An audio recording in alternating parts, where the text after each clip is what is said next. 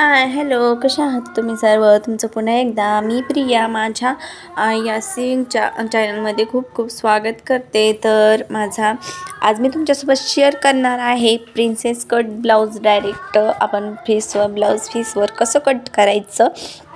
तर हे 36 साईजचं ब्लाऊज आहे. तर मी इथे उंची जी आहे ब्लाऊजची ती 14.5 घेतलेली आहे. तर 14 ब्लाऊजची 13.5 उंची आहे. तर एक प्लस मी केलेला आहे, 1 इंच प्लस केला आहे, 14.5 घेतलेला आहे. आणि आता इथे एक मार्किंग करून घेतली आहे. आणि जे शोल्डर जे आहे तर मी ते 5.5 घेतलेला आहे. आणि 2.5 इंचचा गळा आणि 3 इंच शोल्डर अशा मापाने 5.5 इंच घेतलेला आहे. तर आता इथं मार्किंग करून घेत आहे मी. तर बघू शकता इथे आता मी 5.5वर एक मार्किंग करून घेतली आहे आणि 2.5 इंचवर सुद्धा करून घेतलेली आहे. तर मी इथे तुम्हाला खूप सोप्या पद्धतीने सांगणार आहे. तर व्हिडिओ कंटिन्यू पहा. अगदी सोप्या पद्धतीने आहे, न स्किप करता पाहिलं तर समजेल तुम्हाला कशा प्रकारे आणि एकदम सोप्या पद्धतीने तुम्ही हे बनवू शकता ब्लाऊज. तर आता मी इथे आता मी गळ्याची मार्किंग करून घेते. तर मी इथं गळा जे आहे तर 6 इंच घेतलेला आहे. तर तुम्ही तुमच्या मेजरमेंटनुसार किंवा आपला गळा लॉंग आपल्याला मोठा करायचा आहे किंवा छोटा करायचा आहे याच्यावर डिपेंड आहे. तर तुम्हाला कशा प्रकारे बनवायचा आहे. तर मी इथे 6 इंच घेतलेला आहे गळा. 6 इंच आणि 2 सूत घेतला आहे का म्हणता येईल, कारण की राईट 6 इंचही न घेता थोडंसं जास्त घेतलेलं आहे मी इथं. आता आर्मोल जे आहे ते 6 इंच घेतलेलं आहे. तर बघू शकता. आणि इथून एक बॉक्स बनवून घेतलेला आहे मी गळ्याचा सुद्धा आणि इकडून सुद्धा. आणि हो, एक गोष्ट खाली लक्षात ठेवायची आहे आपल्याला की गळ्याला ज्या वेळेस आपण मार्किंग करतो पहिलंच मेजरमेंट घेताना ना अर्धा इंच गळ्याकडून एक्स्ट्रा घ्यायचं आहे आपल्याला, जे की हुकपट्टीसाठी लागतं. नंतर ब्लाऊज जे आहे ते आपलं ओढलं जात नाही, त्याच्यामुळे आपल्याला अर्धा इंच एक्स्ट्रा घ्यायचं आहे मार्किंग. आता इथं आर्मोलपासून मी 1 इंचावर एक मार्किंग करून घेत आहे. आणि बरेच जण इथून 1.5 इंच घेतात आणि मग त्याचे अर्धा इंच मायनस करून मग ते ठेवतात.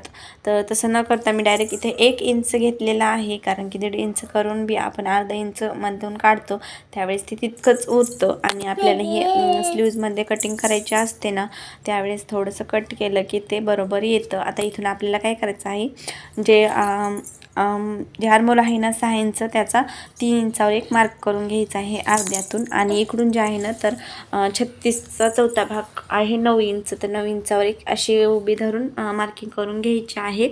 आणि मग नंतरच आपल्याला त्याला गोलाकार देऊन घ्यायचा आहे. तर आता इथे मी टक्स देणार आहे. तर खालून सुद्धा आपल्याला 4 इंचावर एक टक्स हे करून घ्यायचं आहे, मार्किंग करून घ्यायचे आहे. आणि वरतून सुद्धा आपल्याला आता इथे टक्स पॉईंट देण्यासाठी आपल्याला वरतून 10.5वर मी इथं दिलेली आहे बरं का.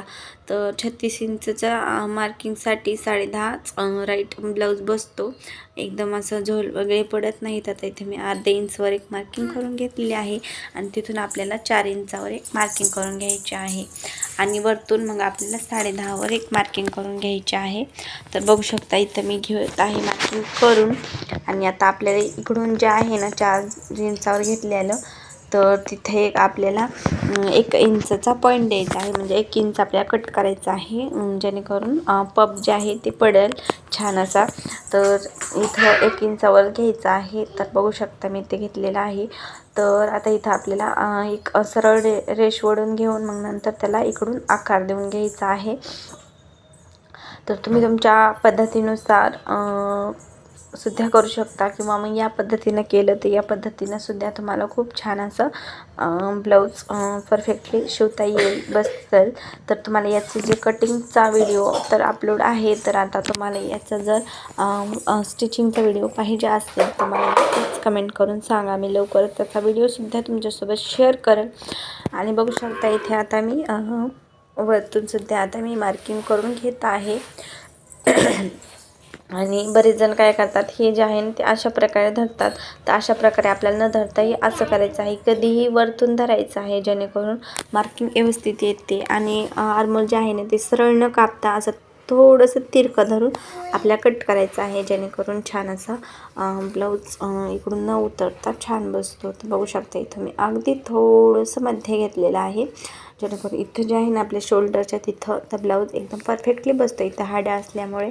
आता इथून मी आता गोलाकार घेऊन ते आहे इथून आता वरतून आपल्याला इथं मिळून घ्यायचं आहे, छान असा आकार देऊन घ्यायचा आहे. तुम्ही हाताने सुद्धा देऊ शकता, मी इथे शेपचा त्या यूज करत आहे. तर आता तिथून आपल्याला अर्धा इंच अगदी अर्धा इंच सोडून एक मार्किंग करून घ्यायची आहे, इकडून थोडं इकडून, जेणेकरून इथं काखेत जो फुगा पडतो ना तो पडणार नाही. अगदी सोप्या पद्धतीने आहे बघा, हे अगदी झंझट न करता. आणि इथं आता मी आकार देऊन घेतलेला आहे आणि 10.5 वरनं एकदम परफेक्टली ब्लाऊज बसतो बरं का, 36 इंचचा. तुम्हाला जर बाकीच्या साईजच्या ब्लाऊजची सुद्धा माहिती पाहिजे असेल तर नक्कीच कमेंट करून सांगा. तर बघू शकता आता ते पॉईंटचं आहे ना 1 इंच ते आपल्याला इकडं वाढवून घ्यायचं आहे, जेणेकरून इथे 1 इंच आपलं मायनस झाल्यामुळं इकडं आपल्याला मग नंतर कमी पडायला नको, त्यासाठी तर ते मी मार्किंग करून घेत आहे. आता मी तुम्हाला कटिंगसुद्धा दाखवणार आहे कशा प्रकारे केली आहे. तर बघू शकता आता इथून कटिंग करून घेणार आहे मी. तुम्हाला दुसरा व्हिडिओ कशाचा हवा आहे ते सुद्धा मला नक्कीच सांगा. आणि व्हिडिओ तर फार लोक पाहत आहेत पण सबस्क्राईब कोणीसुद्धा करत नाही, तर प्लीज तुम्ही सबस्क्राईब करा, कारण की तुम्ही जर सबस्क्राईब नाही केलं, सपोर्ट नाही केलं तर मला व्हिडिओ बनवायची अजिबात इच्छा होत नाही आहे. तुम्ही जर सपोर्ट केला तर अगदी छान असं वाटतं मनाला.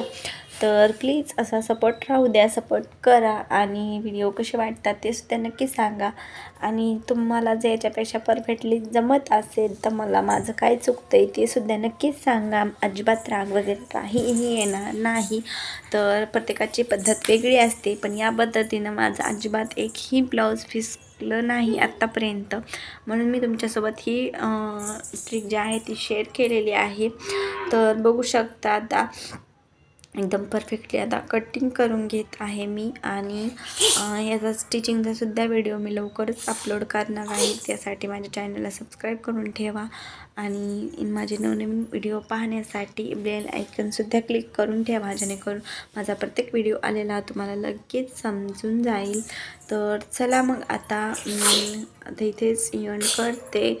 तर आता मी स्लीव्हसुद्धा यात कटिंग करणार आहे, पण त्याचा व्हिडिओ मी बनवला नाही आहे. त्याचासुद्धा व्हिडिओ मी लवकरच शेअर करणार आहे, स्लीव्हचा आणि बॅक साईडचा. Thank you for watching. बाय.